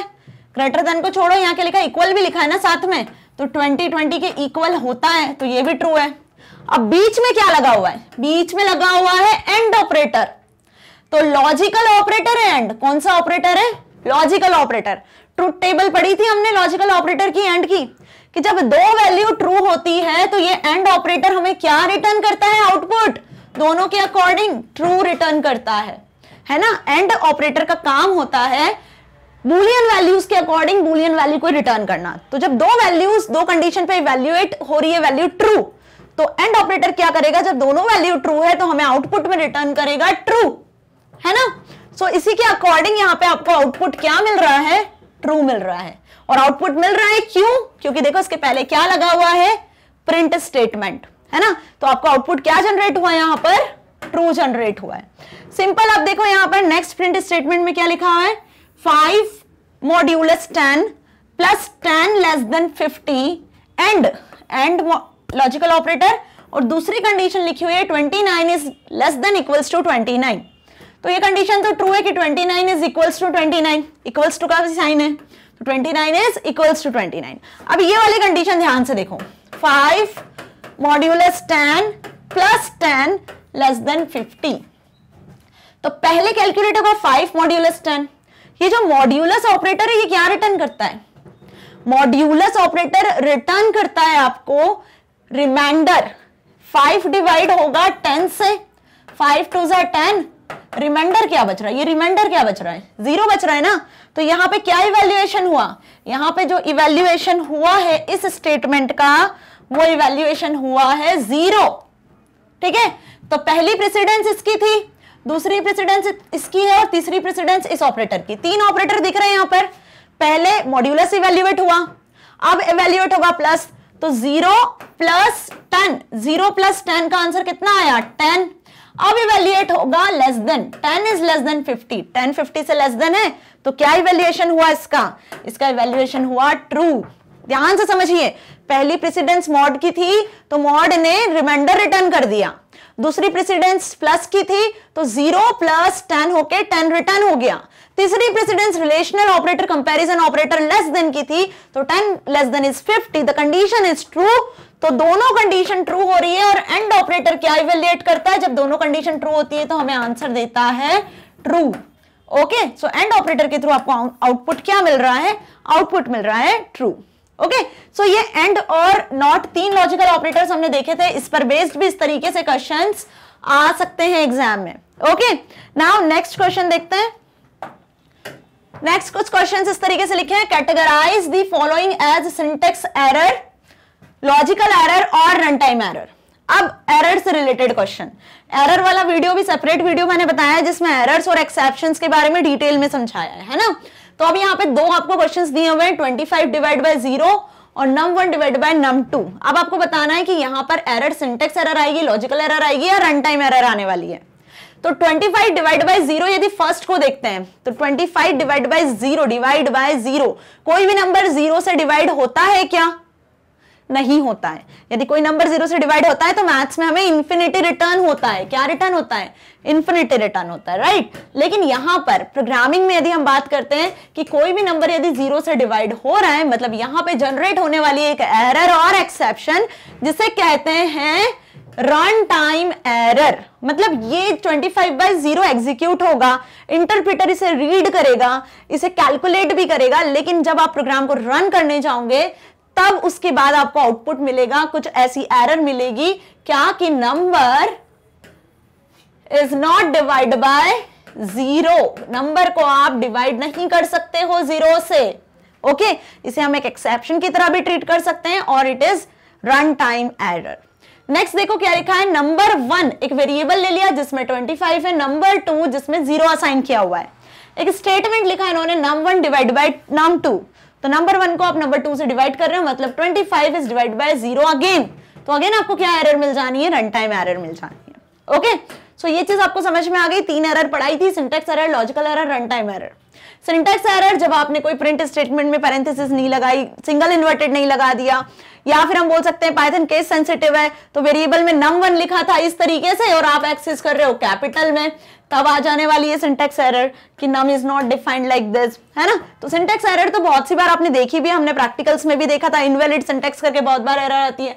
लॉजिकल एरर जब आप कोई लॉजिक अप्लाई कर रहे हो और वो लॉजिक में यदि प्रॉब्लम है तो करेक्ट आउटपुट आपको नहीं जनरेट हो रहा है, जो आउटपुट आप चाहते हो वो आउटपुट आपको नहीं मिल रहा है, तो वहां पे आपके लॉजिक्स में प्रॉब्लम है, तो that error is known as logical error. और रन टाइम एरर की एग्जांपल्स आपके सामने हैं। ओके, कि प्रोग्राम रन होता है लेकिन रन होने के बाद हमें आउटपुट पता चलता है, राइट। नाउ एरर पता चलती है। Now write a Python program to calculate the amount payable if money has been lent on simple interest. अब 6th क्वेश्चन में आपको क्या कैलकुलेट करना है? 6th क्वेश्चन में एक पाइथन का प्रोग्राम बनाना है जो क्या कैलकुलेट करेगा? सिंपल इंटरेस्ट कैलकुलेट करेगा। ओके, और साथ ही साथ अमाउंट को भी कैलकुलेट करेगा। ओके, अब सिंपल इंटरेस्ट, अमाउंट, ये कब कैलकुलेट होता है? इनके फॉर्मूलेज हम अप्लाई करते हैं जब, तो इसके लिए प्रिंसिपल और मनी लेंट जिसको आपको पी वेरिएबल में रखना है, रेट जिसे आपको आर वेरिएबल में रखना है ना, जो परसेंटेज में कैलकुलेट होता है पर एनम, और time that is T years. Clear? यहां पे आपको पी आर टी जो तीनों वेरिएबल्स बताया अभी मैंने, प्रिंसिपल, रेट और टाइम, इनकी वैल्यूज गिवन नहीं है, मतलब ये वैल्यूज हमें यूजर से लेनी है और इन पर जो कैलकुलेशन होने वाला है वो होगा simple interest, that is S I equals to P into R into T. Clear? अब अमाउंट कैसे कैलकुलेट करोगे आप? पी प्लस एस आई, ये जो एस आई यहां निकाला है वो, और जो प्रिंसिपल का वैल्यू है वो, दोनों को हम यहाँ प्लस कर देंगे जब आपका कैलकुलेट हो जाने वाला है amount. So P, R and T are given as input to the program, बहुत क्लियरली लिखा हुआ है। P, R, T की वैल्यू जो है वो आपको क्या करनी है, इनपुट करनी है। कौन इनपुट करेगा इसको, आपको यूजर से इनपुट लेना है। किससे इनपुट लेना है, ये वैल्यू आपको यूजर से इनपुट लेना है। ओके और उसके बाद में आपको अप्लाई करना है formula SI equals to P into R into T, then bracket लगाना है क्योंकि पहले ये कैलकुलेट होगा और ब्रैकेट से क्या हुआ, पैरेंथेसिस का जो प्रेसिडेंस होता है, हायर प्रेसिडेंस, उसी की वजह से ये कैलकुलेट होगा P into R into T। Then जो आंसर आएगा उसको फिर हम करवा देंगे divide by 100। Okay then after that A calculate करने के लिए हम क्या लिखेंगे, P प्लस SI। इन दोनों वेरिएबल में जो भी कैलकुलेशन होके आएगी वैल्यू, उन दोनों को ऐड कर देना है, देन A की वैल्यू प्रिंट करवाना है। ओके तो ये प्रोसेस हमें फॉलो करनी है इस प्रोग्राम को बनाने के लिए। ओके अब ये प्रोग्राम हम यूज कर चुके हैं पहले भी, फंक्शंस जब मैंने पढ़ाया था तब। क्लियर, तो चलो देखते हैं। P, R और T तीनों वेरिएबल्स आपको यहां दिख रहे हैं। इसे हमने इनपुट फंक्शन के थ्रू यूजर से इनपुट करवाया। एंटर मनी लेंट और एंटर प्रिंसिपल दोनों लिख सकते हो आप। अब जो मनी है वो नंबर्स में होगी, हो सकता है डेसिमल नंबर्स में हो। ओके तो इसीलिए हम इसको क्या कर रहे हैं, फ्लोट डेटा टाइप फंक्शन के थ्रू, फ्लोट जो टाइप फंक्शन है ना, डेटा टाइप फंक्शन है, उसके थ्रू फ्लोट में कन्वर्ट करवा रहे हैं। ये फ्लोट क्यों लिखा, क्योंकि इनपुट फंक्शन क्या रिटर्न करता है, बाय डिफॉल्ट स्ट्रिंग। क्या रिटर्न करता है इनपुट फंक्शन, स्ट्रिंग। तो यहाँ पे एंटर मनी, जो भी मनी आएगी वो स्ट्रिंग में कन्वर्ट हो जाएगी और ये फ्लोट फंक्शन कर देगा उसको डेसिमल में कन्वर्ट। सिंपल ऐसे हमने यहाँ भी R और T में भी क्या अप्लाई कर दिया है, फ्लोट फंक्शन का यूज कर दिया है। तो enter rate of interest, enter time in years, rate, money और टाइम, ये तीनों फ्लोट में भी हो सकते हैं, डेसिमल नंबर्स में भी हो सकते हैं। ओके तो ये तीनों इनपुट फंक्शन के थ्रू स्ट्रिंग में कन्वर्ट होंगे और इस फ्लोट के थ्रू कन्वर्ट हो जाएंगे किसमें, डेसिमल नंबर्स में। ओके अब फॉर्मूला अप्लाई कर दिया, ऐसा equals to P into R into T divide by 100। Then amount payable आप इस तरीके से भी लिख सकते हो, A भी लिख सकते हो। ओके अमाउंट पेएबल पूरा हमने एक वेरिएबल बनाया, अंडरस्कोर यूज किया है। देखो क्या यूज किया, underscore, space is not allowed, है ना, कोई नंबर से स्टार्ट नहीं कर सकते हो। आप पढ़ा था हमने वेरिएबल्स आइडेंटिफायर में, तो इसलिए यहाँ पे हमने यूज कर लिया है अंडरस्कोर। सो अमाउंट पेएबल के अंदर हमने P और SI की वैल्यू को ऐड करवा दिया है ना, और ऐड करवाने के बाद आंसर हमने प्रिंट करवाया है, amount payable is rupees, then amount payable की वैल्यू को प्रिंट करवाया है। तो अब इसका आउटपुट कैसे आएगा, इसका आउटपुट ना कुछ इस तरीके से जनरेट होगा। देखो एंटर मनी लेंट, यहाँ पे आप मनी एंटर करोगे। Enter rate of interest, second number पे रेट ऑफ इंटरेस्ट पूछा है, तो देखो रेट ऑफ इंटरेस्ट जनरेट हो रहा है 8.5। फिर है एंटर टाइम इन ईयर्स, तो यहाँ पे आपको टाइम एंटर करना है, तो ये हमने टाइम एंटर करा है। देन इसके बाद में SI कैलकुलेट हुआ, इन तीनों का multiply 7000 into 8.5 into 3.5 divide by 100। ये कैलकुलेशन हुआ, ये कैलकुलेशन होने के बाद जो आंसर आया उसमें 7000 को प्लस कर दिया, तो आपको आउटपुट मिल गया amount payable is rupees. Then आपको फिर अमाउंट पेएबल की वैल्यू शो हो रही है। ओके सो कैसे आया आंसर, क्या प्रोग्राम आपने यहाँ पे किया, ये आपको समझ में आया। ये पाइथन प्रोग्राम हमने बनाया है जो इसका आउटपुट आपको शो हो रहा है। क्लियर, इसी तरीके से नेक्स्ट क्वेश्चन भी दिया हुआ है जिसमें आपसे पूछा है कि write a program to repeat the string. कौन सी स्ट्रिंग, ये गुड मॉर्निंग जो लिखा हुआ है ना, गुड मॉर्निंग कैपिटल लेटर्स में। कैसे पता चल रहा है स्ट्रिंग है, क्योंकि ये डबल इन्वर्टेड के अंदर कैप्ट है। तो इस स्ट्रिंग को हमें क्या करवाना है, रिपीट करवाना है। और रिपीट करवाने के लिए हमें लिखना है एक पाइथन का प्रोग्राम, कितनी बार रिपीट करवाना है, n टाइम्स रिपीट करवाना है। कितनी बार, n टाइम्स। n टाइम्स मतलब नहीं पता कितनी बार रिपीट करवाना है, 2 बार, 4 बार, 6 बार, कितनी बार आपको n टाइम्स रिपीट करवाना है। Here n is an integer number जो कि यूजर एंटर करेगा। अब कितनी बार रिपीट करवाना है ये यहाँ पे नहीं लिखा हुआ है, मतलब ये वैल्यू कौन एंटर करने वाला है, n की वैल्यू यूजर एंटर करने वाला है। ओके सो इसका प्रोग्राम आपको लिखना है, तो n की वैल्यू यूजर से लेना है, तो input how many times you repeat the number, string how many times. तो हाउ मेनी टाइम्स मतलब यहाँ पे जो वैल्यू होगी वो इनपुट फंक्शन स्ट्रिंग में कन्वर्ट करेगा, उसे हमें नंबर में कन्वर्ट करवाना है, इसलिए इंट फंक्शन का यूज किया। और इसके पहले हमने लिखा है n, तो जो भी नंबर आप लिखोगे 2, 3, 4 जो भी आप एंटर करोगे तो n में आ जाना है वो वैल्यू। फिर हमने लिखा है प्रिंट फंक्शन में गुड मॉर्निंग, और रिपीट करने के लिए हमने यूज करा है स्टार ऑपरेटर का। स्टार ऑपरेटर मतलब ये एक मल्टीप्लिकेशन ऑपरेटर है, यदि आप यहाँ पे 2 × 3 लिखते हो तो ये 6 कैलकुलेट कर देगा। लेकिन यदि आपने यहाँ पे कुछ ऐसा लिखा, सपोज कि MB मैग्नेट ब्रेन्स *2, तब ये क्या करेगा, स्टार ऑपरेटर इस स्ट्रिंग को 2 बार कैलकुलेट कर देगा, 2 बार रिपीट कर देगा। फाइन, तो इसीलिए यहाँ पे स्टार ऑपरेटर के 2 यूज हुए, दोनों मैंने आपको बताए। तो यहाँ पे हमने लिख दिया स्टार ऑपरेटर देन n, मतलब n जो यूजर वैल्यू एंटर करेगा, स्टार उसको रिपीट करेगा, कौन सी वैल्यू को रिपीट करेगा, गुड मॉर्निंग को। तो आउटपुट देखो, हाउ मेनी टाइम्स, 3 हमने एंटर किया। ओके, तो इस स्टार ऑपरेटर ने n की वैल्यू यहाँ 3 रख दी, तो गुड मॉर्निंग कितनी बार रिपीट हुआ है, 1, 2 एंड 3 टाइम्स रिपीट हुआ है। सो बात समझ में आ गई, बहुत इजी है। स्टार ऑपरेटर क्या करता है, किसी भी स्ट्रिंग को उतनी बार रिपीट करता है। Okay, clear. Now next question is write a program to find the average of 3 number. बहुत इजी है, 3 नंबर्स को कैलकुलेट करना है और उस पर एवरेज फाइंड आउट करवाना है। ओके, तो यहाँ पे 3 नंबर आपको इनपुट करने हैं, क्योंकि क्वेश्चन में तो हमें कुछ गिवन नहीं दिया हुआ है कि कौन से 3 नंबर है। तो यहाँ पे हमने 3 नंबर ले लिए, सपोज x, y, z, ये 3 नंबर आपने यहाँ पे एज्यूम किए हैं। अब नंबर है, यूजर इनपुट करेगा, तो enter value 1, enter value 2, enter value 3 आपने कहाँ लिखा, इनपुट फंक्शन में लिखा। तो इनपुट फंक्शन क्या करेगा, इसे स्ट्रिंग की तरह ट्रीट करेगा, लेकिन x, y, z में तो नंबर आना चाहिए, क्योंकि कैलकुलेशन तो नंबर पे होगा, इसलिए इनपुट के आगे हमने यूज किया है इंट फंक्शन का। ठीक है, तो अब 3 नंबर यूजर एंटर करेगा x, y, z, और जो भी नंबर x, y, z में आएंगे उनको क्या करना है, आपको प्लस।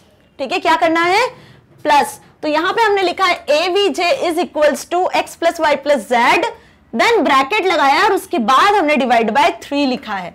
ओके, ब्रैकेट लगाने का मतलब क्या हुआ, पैरेंथेसिस का मतलब पहले प्लस होगा, देन फिर डिवाइड बाय 3 हो जाएगा। डिवाइड बाय 3 से ही क्या कैलकुलेट हो जाएगा, एवरेज। एवरेज की वैल्यू किसमें असाइन करवाई, avg में। ओके, तो average of given number is, then avg की वैल्यू हमने प्रिंट करवा ली। तो अब जो भी नंबर आप एंटर करोगे उनका एवरेज कैलकुलेट हो जाएगा। सपोज आपने यदि एंटर करा, इसका आउटपुट कुछ इस तरीके से आएगा, एंटर वैल्यू 1, वैल्यू 1 सपोज हमने यहां पर एंटर करी 10, एंटर वैल्यू 2, तो वैल्यू 2 आपने अगेन एंटर करी 10, एंटर वैल्यू 3, वैल्यू 3 भी हमने 10 एंटर करी। ये तीनों इंटीजर में कन्वर्ट हो गए, और किस में आ गए ये तीनों, x इसको पॉइंट कर रहा है, सिंपल इसको पॉइंट कर रहा है y, और इसको पॉइंट करेगा z। फिर इस स्टेटमेंट के थ्रू देखो क्या आया, 3 numbers are x, y, z, तो यहां पे आपको शो होंगे 3 नंबर्स आर 10, 10, 10, यही 3 नंबर्स हैं, क्योंकि यहां पे x, y, z की वैल्यू प्रिंट हो रही है। उसके बाद वाला स्टेटमेंट देखो क्या लिखा हुआ है, avj is equals to x plus Y plus Z divide by 3, मतलब 10 प्लस 10 प्लस 10, ये हो गई x, y, z की वैल्यू, है ना। इसका आंसर आ गया 30, then divide by 3, divide by 3 that means कि 10.0 इज द एवरेज। ये किस में आ जाने वाला है, avj में। ओके, तो ये हो गया कैलकुलेशन, और इस हिसाब से जो आउटपुट जनरेट होगा, फाइनल आउटपुट, वो क्या जनरेट होगा, वो कुछ इस तरीके से जनरेट होगा, like average of given numbers. ये तो एज इट इज प्रिंट होगा, average of given numbers, then colon, और आउटपुट आपको शो होगा 10 अगेन। क्यों, क्योंकि तीनों को प्लस करोगे, 3 से डिवाइड करोगे, तो वापस आपको यही नंबर मिल जाना है। तो यहाँ पे आप अपने अकॉर्डिंग कोई भी वैल्यू को असाइन करवा सकते हो, 2, 3, 4, 5, 100, 200, 300, कैसा भी वैल्यू आप इंटीजर वैल्यू एंटर करोगे, बस उसका एवरेज जस्ट इस स्टेटमेंट के थ्रू कैलकुलेट हो जाने वाला है। ओके, सो ये भी बहुत इजी प्रोग्राम था, होप आपको अच्छे से समझ में आया होगा। नाउ नेक्स्ट क्वेश्चन देखो, write a program that ask the user to enter one's name and age. क्या पूछा है, एक ऐसा प्रोग्राम बनाना है जिसमें यूजर से उसका नाम पूछा जाए और उसकी एज पूछी जाए। Now print out a message addressed to the user, और नेम और एज के बाद में ऐसा यूजर को मैसेज दिया जाए that tells the user the year in which he और she will turn 100 years old, और उस मैसेज में आपको प्रिंट करवाना है कि वो कौन से ईयर में 100 year old हो जाने वाला है। ठीक है, तो इसके लिए आपको क्या करना है, जो उसकी प्रेजेंट एज है उसमें उसको 100 में से माइनस कर दो और करंट ईयर में प्लस कर दो, है ना। तो क्या हो जाएगा, वो ईयर निकल आएगा जिसमें वो 100 years old हो जाने वाला है। ठीक है, तो यहां पे आपको क्या करना है, इसके लिए एक प्रोग्राम बनाना है। कैसे बनाया, सबसे पहले हमने एज को यूजर से लिया। अब एज कैसे आएगी, नंबर्स में होगी एज ऑब्वियस, तो इनपुट फंक्शन से एंटर योर एज लिखा, इंटीजर लगा दिया, उसके आगे इंटीजर फंक्शन, तो एज किस में कन्वर्ट होकर आ रही है, एज वाले वेरिएबल में, इंटीजर में। अब नेम तो स्ट्रिंग में ही होता है, कैरेक्टर्स में ही होता है, तो इसके आगे हमने कोई फंक्शन नहीं लगाया, डायरेक्ट आपने लिखा है इनपुट एंटर योर नेम, तो नेम इनपुट होके आ जाएगा नेम वेरिएबल में। ओके, अब देखो करंट ईयर से हमने एक वेरिएबल लिया हुआ है। ओके, तो करंट ईयर अभी क्या चल रहा है, 2021, करंट ईयर में 2021 असाइन कर दिया। क्लियर? अब लिखा है टर्न टू 100, देखो इसमें भी अंडरस्कोर लगाना आप, टर्न टू 100 एक वेरिएबल लिया है जिसमें ये पता चलेगा कि यूजर कौन से ईयर में 100 में एंटर होने वाला है। सो करंट ईयर मतलब 2021 प्लस 100 माइनस एज की जो भी वैल्यू होगी, सपोज एज की वैल्यू 18 है, 30 है, 40 है, जो एज की वैल्यू आप एंटर करने वाले हो वो 100 में से माइनस हो जाएगी और जो आंसर आएगा उसका आंसर 2021 में प्लस हो जाएगा। या फिर आप ऐसे भी कर सकते हो, इन दोनों को प्लस करवा के एज में से माइनस भी करवा सकते हो। तीनों तरीके से आपका दोनों तरीके से आंसर आ जाएगा। ठीक है, सो प्रिंट में क्या लिखा है, ही और she will turn 100 years old in a year। देन हमने टर्न टू 100, देखो अंडरस्कोर के साथ लिखा हुआ है, टर्न टू 100 वाले जो वेरिएबल है उसकी वैल्यू को प्रिंट करवाया है। ओके, सो अब इसका आउटपुट क्या आना चाहिए, इसका आउटपुट कुछ इस तरीके से आएगा। जैसे सपोज हम यदि बात करते हैं यहाँ पे कि एंटर योर एज, तो अब यूजर जो भी एज एंटर करेगा, सपोज यूजर ने 10 एज एंटर करी, ठीक है ना, उसके बाद में एंटर योर नेम, यूजर अपना नाम लिखेगा। ओके, तो जो भी नाम है आपका, सपोज XYZ आपने नाम एंटर कर दिया। क्लियर? अब इस स्टेटमेंट से देखो कैसे कैलकुलेशन होगा। इस स्टेटमेंट में करंट ईयर में हमने क्या लिखा हुआ है, करंट ईयर में लिखा है 2021 प्लस 100 और एज की वैल्यू क्या एंटर करिए, 10 माइनस 10। ओके, अब आप इन दोनों को भी प्लस कर सकते हो। 2021 कितना हो गया, 2121 माइनस 10, जब ये माइनस 10 होगा मतलब कि 2110, ठीक है, 2110 ईयर में क्या हो जाने वाला है, वो पर्सन 100 years ओल्ड हो जाने वाला है। ओके, सो बात समझ में आ गई। सॉरी 2111, इसको माइनस करेंगे तो इस तरीके से माइनस हो जाएगा। 2111 ईयर्स में क्या हो जाएगा, वो पर्सन 100 year ओल्ड हो जाएगा। तो कुछ इस तरीके से कैलकुलेशन होगा, फाइनली आपको आउटपुट मिलेगा, ही और she will turn 100 year old in 211। Okay, so आपको कैलकुलेशन समझ में आया, फॉर्मूला एक्चुअली समझ में आया कि फॉर्मूला आपको क्या लगाना है। क्लियर? ये लॉजिक आपको बहुत ध्यान रखना है जब भी कोई कैलकुलेशन आप करते हो। इस तरीके का क्वेश्चन आपको एग्जाम में जरूर पूछेंगे। ठीक है, बहुत ध्यान रखना है आपको कि जो लॉजिक आप अप्लाई कर रहे हो वो सही लॉजिक हो। क्लियर? तभी आउटपुट क्या होगा, सही जनरेट होगा। इस क्वेश्चन को ना आप जरूर प्रैक्टिकल करके देखना और अपनी एज पे जरूर इसको परफॉर्म करके देखना कि क्या एक्चुअल आंसर रिटर्न हो रहा है, कि आप 100 ईयर्स, जब आपके 100 ईयर्स पूरे होंगे तो कौन सा करंट ईयर चल रहा होगा दैट टाइम। ओके, सो इसको सभी बच्चे जरूर रन करके देखेंगे। क्लियर? और मुझे आउटपुट बताएंगे कमेंट बॉक्स में कि इसका आउटपुट क्या आ रहा है, करेक्ट आ रहा है कि नहीं आ रहा है। Clear? Now next question is, what is the difference between else and elif construct of if statement? What is the difference between else and elif? अब if else statement बहुत अच्छे से समझाया है, एक डेडिकेटेड वीडियो मैंने बताई है if else statement की, बहुत अच्छे से उसको समझिए क्योंकि बहुत इंपॉर्टेंट टॉपिक है if else। तो यहाँ पे else और elif जो स्टेटमेंट्स हैं इनमें क्या डिफरेंस है, देखो सबसे पहले तो else की बात करते हैं, इफ एल्स स्टेटमेंट की बात कर लेते हैं। इफ एल्स स्टेटमेंट जो होता है वो वर्क करता है किस पर, कंडीशन पर, है ना। यहां जो आपने कंडीशन लिखी है, यदि ये कंडीशन होती है ट्रू, क्या होती है, ट्रू, तो जो स्टेटमेंट होगा इसके रिस्पेक्टिव वो स्टेटमेंट एग्जीक्यूट हो जाएगा। लेकिन यदि ये कंडीशन इवेल्युएट होती है फॉल्स, क्या इवेल्युएट होती है, फॉल्स इवेल्युएट होती है, तब कौन सा ब्लॉक एग्जीक्यूट होगा, जो एल्स में लिखे हुए हैं ना स्टेटमेंट वो एग्जीक्यूट होंगे। तो else क्या करता है, the else clause gets executed when the condition tested with if is false। if में जो condition false test हो गई है, false check हो गई है, तो उस केस में ये statement execute नहीं होंगे, else वाले statement execute होंगे। मतलब if में जो लिखा है यदि वो true नहीं होता है ना, वो true नहीं होता है तो else में जो लिखा है वो execute होगा, ये else कहलाता है। अब elif में क्या होता है, इफ में आप एक सिंगल कंडीशन पे वर्क करते हो, किस पे, एक सिंगल कंडीशन को चेक करते हो, लेकिन एलिफ में हम मल्टीपल कंडीशंस को चेक करते हैं, है ना। So the elif clause test another condition when the condition within if is false. यदि इफ में आपने जो कंडीशन लिखी हुई है वो फॉल्स होती है, तब आप यहां यूज कर लेते हो क्या, यहां पे हम यूज कर लेते हैं एलिफ। क्या यूज कर लेते हैं हम यहां पर, एलिफ। और एलिफ में हम लिखते हैं दूसरी कंडीशन। ये दूसरी कंडीशन एग्जीक्यूट कब होगी, जब पहली वाली फॉल्स होगी। इन दैट केस दूसरी कंडीशन चेक होगी। तो दूसरी कंडीशन हमने कहा स्पेसिफाई करी, एलिफ में। ठीक है, तो एलिफ समझ में आ गया और एल्स समझ में आ गया कि इफ में जो कंडीशन ट्रू होती है तो इफ ब्लॉक एग्जीक्यूट होता है, और यदि इफ में जो कंडीशन लिखी है वो फॉल्स होती है तो बाय डिफॉल्ट एल्स एग्जीक्यूट होता है। डिफॉल्ट एल्स ही एग्जीक्यूट होगा जब कंडीशन फॉल्स होगी।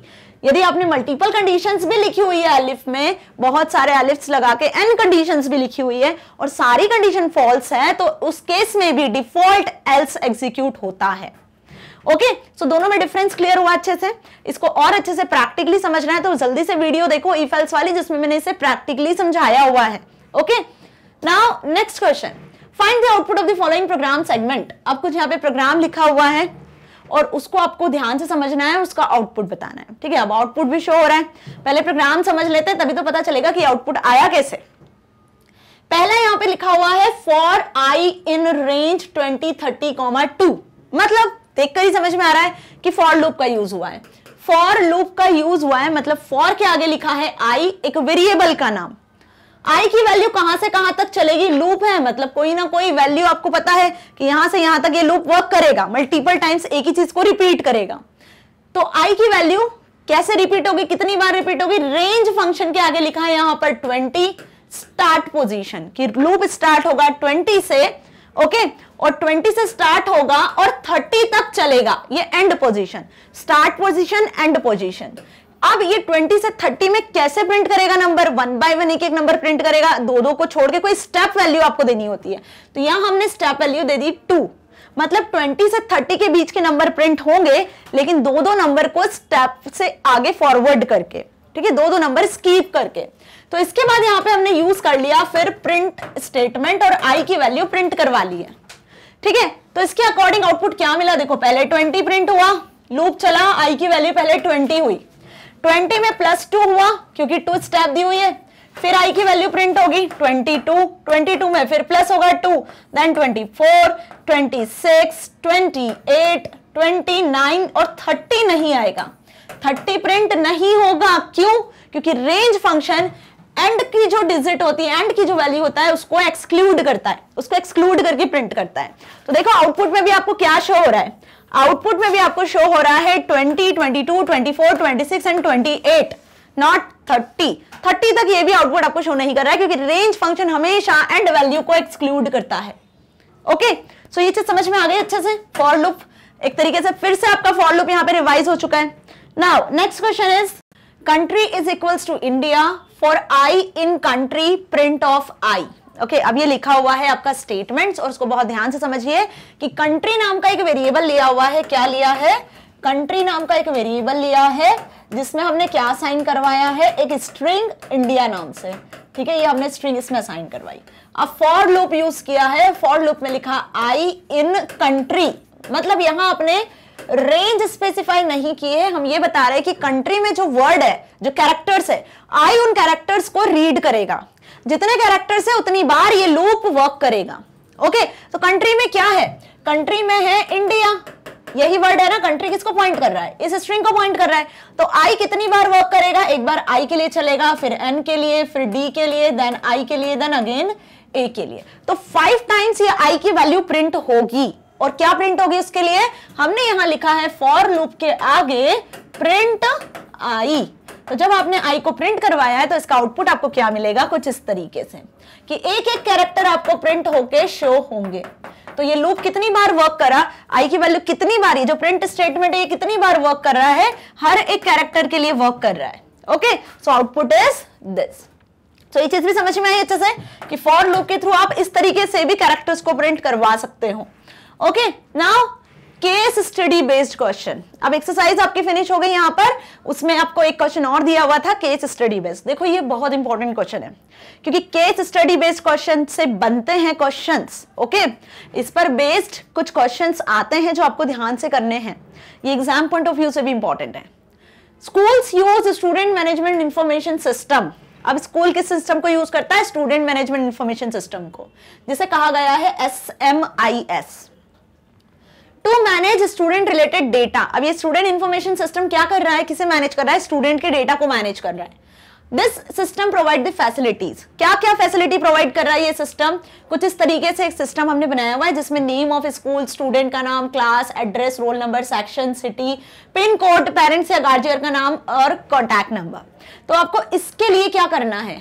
इसके लिए एक प्रोग्राम बनाना है, पाइथन प्रोग्राम, इस केस स्टडी में। तो पहले हम इसको रीड कर ले कि ये सिस्टम हमें क्या क्या फैसिलिटी दे रहा है। ये सिस्टम आपको प्रोवाइड कर रहा है recording and maintaining personal detail of student, student की पर्सनल डिटेल को रिकॉर्ड करना और मेंटेन करने का काम करता है। Maintaining marks scored in assessment and computing result, marks को असेसमेंट में जो मार्क्स आए उनको कैलकुलेट करना, ओके, रिजल्ट प्रिंट करवाना। Keeping track of student attendance, student के अटेंडेंस को कीप ट्रैक करके रखना, ठीक है, रेगुलर अटेंडेंस को। Managing many other student related data in the school, जो भी स्टूडेंट हैं सारे स्टूडेंट, उनसे रिलेटेड डेटा को मेंटेन करना। तो स्टूडेंट इंफॉर्मेशन सिस्टम जो है वो ये सारे टास्क को मैनेज कर रहा है, ठीक है। और let us automate the same step by step. अब आपने जो ये अभी देखा, इसको आपको क्या करना है? प्रॉपर मैनेज करना है, और इसके लिए क्या करना है? आपको एक प्रोग्राम बनाना है। सो identify the personal details of students from your school identity card and write a program to accept these details for all students of your school and display them in this format। अब आपको क्या करना है इस case study में? Simple, हमने पूरी case study पढ़ ली, तो इस केस स्टडी के अकॉर्डिंग आपको ये फॉर्मेट ध्यान से देखना है, और इस फॉर्मेट पे बेस्ड आपको एक प्रोग्राम बनाना है जो क्या करेगा? स्टूडेंट नेम को आइडेंटिफाई करेगा, ये सारी इंफॉर्मेशन को यूजर से लेगा और उसके अकॉर्डिंग सारी वैल्यूज को प्रिंट करेगा। ओके, सो कुछ नहीं करना है, स्टूडेंट से सारी डिटेल आपको एंटर करवानी है और फिर प्रिंट स्टेटमेंट में उसको एग्जीक्यूट करवाना है। सिंपल सा 2 काम करना है, ठीक है। अब इस फॉर्मेट में प्रिंट करवाना है तो फॉर्मेट का आपको बहुत ध्यान रखना है, ठीक है। तो कैसे बनाओगे आप इस प्रोग्राम को? इस प्रोग्राम को हम कुछ इस तरीके से प्रिंट करवाएंगे। देखो, सबसे पहले हमने स्टार्ट किया, प्रिंट स्टेटमेंट में लिखा student management system information system, clear. Now enter the following details of student. अब स्टूडेंट्स की आपको डिटेल एंटर करनी है, तो इसके लिए हमने कुछ वेरिएबल्स लिए जिसमें डिटेल आएगी। क्या वेरिएबल लिए? इनपुट नेम, नेम आपको इनपुट करना है। अब नेम क्यों लिखा? नेम के आगे कॉलन क्यों लगाया? क्योंकि इसी फॉर्मेट में लिखा हुआ है। इनपुट रोल नंबर है ना, इसको क्लोज कर दो, यहां पर इनपुट रोल नंबर। अब रोल नंबर स्ट्रिंग में जाएगा, है ना, ये वेरिएबल्स हमने यहाँ क्रिएट किए हुए हैं। रोल नंबर किस में कॉपी होगा? स्ट्रिंग में ही कॉपी होगा। लेकिन यदि हो सकता है कि रोल नंबर कैसा हो, इंटीजर टाइप का हो, तब आप यहाँ पर क्या यूज कर सकते हो? इंट फंक्शन के अंदर भी इस इनपुट फंक्शन को लिख सकते हो। ओके, नाउ स्टैंडर्ड, स्टैंडर्ड के लिए एसटीडी नाम का वेरिएबल ले लिया। Input class, class first, second, third, fourth, 10th, 12th, जो भी क्लास है वो क्लास एंटर हो जानी है। सेक्शन, सेक्शन भी A B C D जो सेक्शंस होंगे आपके, तो वो सेक्शन आप यहाँ इनपुट कर सकते हो। एड्रेस 1, एड्रेस 2, ये भी स्ट्रिंग में ही आने वाला है, इसलिए भी इसको इस तरीके से लिखा हुआ है। ओके, सो होप आपको ये चीज अच्छे से समझ में आ रही है कि यहाँ पे क्या किया हुआ है, कैसे आपको इनपुट फंक्शन को यूज करना है। तो इनपुट फंक्शन को हमने यहाँ पे यूज किया हुआ है, ठीक है, किन वेरिएबल्स के लिए? स्टूडेंट के नेम को एंटर करवाया, रोल नंबर को एंटर करवाया, क्लास, सेक्शन, एड्रेस 1, एड्रेस 2। अब ये डिटेल आपने यूजर से एंटर करवाई, किसके थ्रू? इनपुट फंक्शन के थ्रू। और भी डिटेल आपको एंटर करवानी है, जैसे सिटी, पिन, है ना, ये वैल्यूज भी आपको इनपुट करवानी है। सिटी कैरेक्टर्स में होती है, स्ट्रिंग में होती है, इसलिए कुछ नहीं लिखा। पिन कोड, राइट, तो पिन कोड कैसे होता है? नंबर्स में होता है ना, तो यहां आपको कैसे लिखना है इस इनपुट फंक्शन को? कुछ इस तरीके से लिखना है, pin is equals to int, देन आपको इनपुट फंक्शन यूज करना है और इनपुट फंक्शन के अंदर आपको लिख देना है यहाँ पे कुछ इस तरीके से पिन। ओके, तो अब क्या होगा? पिन वैल्यू जो भी एंटर करेंगे आप, जैसे 462042 इस तरीके से जो पिन वैल्यूज होती है ना, वो पिन कोड जो होगा वो इंटीजर में कन्वर्ट होके इस वेरिएबल में आ जाएगा। Now next is parents contact. तो कॉन्टैक्ट नंबर भी हमेशा उसमें होता है, तो इसे भी आप किस में लिखोगे? इनपुट फंक्शन के अंदर लिखोगे, है ना, इंट फंक्शन के अंदर, ताकि जो कॉन्टैक्ट नंबर है वो भी इंटीजर में कन्वर्ट होके पेरेंट्स कॉन्टैक्ट में आए। इसे आपको पैरेंथेसिस के साथ लिखना है। Now print details you entered. अब जो डिटेल हमने यहां तक एंटर करी, name, class, address, contact number, city, pin, okay, ये सारी वैल्यूज को हमें उस फॉर्मेट में प्रिंट करवाना है जो फॉर्मेट अभी हमने देखा। तो उस फॉर्मेट में प्रिंट करवाने के लिए हम क्या लिखते हैं? अब स्टूडेंट नेम, और नेम में स्टूडेंट नेम आया, देन स्लैश टी। स्लैश टी का मतलब क्या हुआ? 2 बार आपने स्लैश टी यूज किया। स्लैश टी होता है एक एस्केप कैरेक्टर, एस्केप कैरेक्टर में पढ़ा चुकी हूं, यहां पे यूज हो रहा है, ठीक है। टी करता है टैब स्पेस को देता है, किसे देता है? टैब स्पेस को। तो नेम और रोल नंबर दोनों के बीच में टैब स्पेस आ जाने वाली है, ओके। जो कैसे आपको शो हो रही थी, कुछ इस तरीके से आपको शो हो रही थी। क्या शो हो रहा है यहाँ पे देखो ध्यान से, स्टूडेंट का नाम और रोल नंबर। यहाँ पे आपको 2 टैब स्पेसेस शो हो रही है, इसके लिए /t हमने लिखा है, ओके। और प्रिंट यदि स्टेटमेंट आप लगाओगे तो वो तो नेक्स्ट लाइन में न्यू लाइन वैसे ही आ जाना है। तो /t से आपको ये 2 टैब स्पेस यहाँ पे शो होगी, ठीक है। सो अब आ जाते हैं वापस उस लाइन पे जहां थे हम, फाइन। तो प्रिंट स्टेटमेंट में हमने स्टूडेंट नेम प्रिंट करवाया और नेम की वैल्यू यहाँ प्रिंट हो जानी है, यहाँ प्रिंट हो जानी है रोल नंबर की वैल्यू। सिंपल। इसी तरीके से क्लास की वैल्यू std वेरिएबल मिली थी वो लिया है, और यहाँ पे हमने यूज करे हैं 3 टैब स्पेस एस्केप सीक्वेंस को। तो यहाँ पे 3 टैब स्पेस इसलिए यूज किया क्योंकि क्लास से जो आप वैल्यू एंटर करने वाले हो सेक्शन, वो 3 टैब स्पेस की डिस्टेंस पर है, ओके। नाउ SEC सेक्शन में जो सेक्शन हम एंटर करेंगे वो प्रिंट हो जाएगा। देन सिंपल इसी तरीके से प्रिंट एड्रेस 1 जो वेरिएबल था उसमें, देन स्लैश लगा के फिर हमने एड्रेस 2 को प्रिंट करवाया। तो अगेन यहाँ पे देखो टी लिखा, मतलब एड्रेस 1 और एड्रेस 2, ये जो डिस्टेंस थी कुछ इस तरीके से लिखा हुआ था, एड्रेस देन एड्रेस 1 की वैल्यू यहाँ प्रिंट होगी, ये टैब स्पेस है, ये स्पेस लीव होगा, देन यहाँ पे एड्रेस 2 आ जाने वाला है। इसलिए हमने सेकंड वाले में प्रिंट स्टेटमेंट में क्या लिखा है, इसके पहले आपको दिख रहा है ना ये /t से स्पेस प्रिंट करवाई है, ओके। नाउ इसके बाद एड्रेस के बाद क्या था, सिटी पिन कोड, है ना। तो फिर सिटी और पिन कोड में भी 2 टैब स्पेस दिया हुआ है स्पेस की वजह से। देन पेरेंट्स का कॉन्टैक्ट नंबर। तो क्या करा हमने, ये सारी वैल्यूज यूजर से ली और उस फॉर्मेट में प्रिंट करवाई। उस फॉर्मेट में प्रिंट करवाने के लिए आपको टैब स्पेस का ध्यान रखना है, लाइन चेंज करने का ध्यान रखना है। तो अब यहाँ पे यूजर अपने अकॉर्डिंग वैल्यूज को इनपुट करेगा और जो भी वैल्यूज इनपुट करेगा उसके अकॉर्डिंग उसे उस फॉर्मेट में आंसर और आउटपुट शो होगा। तो इससे भी आप प्रैक्टिकल करके जरूर देखिएगा। ये केस स्टडी, इससे रिलेटेड आपको इस तरीके से कोड लिखने को जरूर आ सकता है, ओके। सो होप आपको ये चीज समझ में आई अच्छे से, फाइन। इसको प्रैक्टिकल करके जरूर देखना है। यहां पे खत्म होती है आपके exercise chapter number 3 brief overview of Python chapter की। वीडियो अच्छी लगी है तो प्लीज आप इसे एक्सेस कर सकते हो यूट्यूब के साथ साथ भी magnetbrains.com की ऑफिशियल वेबसाइट से भी, ओके। इस वेबसाइट पे आपको आना है, सिंपल होम पेज शो होगा, अपनी क्लास को सिलेक्ट कर लेना है, क्लास 11th। जैसे ही क्लास 11 सिलेक्ट करते हो तो आप आ जाओगे सारे अपने सब्जेक्ट्स जहां आपको शो होंगे, ठीक है। तो यहां से आपको जिस भी सब्जेक्ट में डाउट है अपना डाउट आप क्लियर कर सकते हो। Suppose you have to select the IP, okay. Now select the watch now option. जैसे ही वॉच नाउ पे क्लिक करोगे तो आ जाओगे अपने subject class 11th IB 065 book code पे, और नीचे आपको मिल जाने सारे वीडियो लेक्चर्स की लिस्ट, ओके। और ये सारे जो वीडियो लेक्चर्स है ये एक सीक्वेंस में अरेंज्ड है। सीक्वेंस में अरेंज्ड समझ रहे हो ना आप, कि जो आपकी बुक में टॉपिक्स लिखे हैं उसी के ऑर्डर में ये अरेंज्ड है। तो आपको कहीं भी किसी भी प्लेटफॉर्म पे जाने की जरूरत नहीं है, आप यहाँ से डायरेक्टली उन्हें एक्सेस कर सकते हो। जिस भी किसी वीडियो में डाउट है, किसी भी टॉपिक में डाउट है, कुछ इस तरीके से आपका डाउट सॉल्व हो जाना है।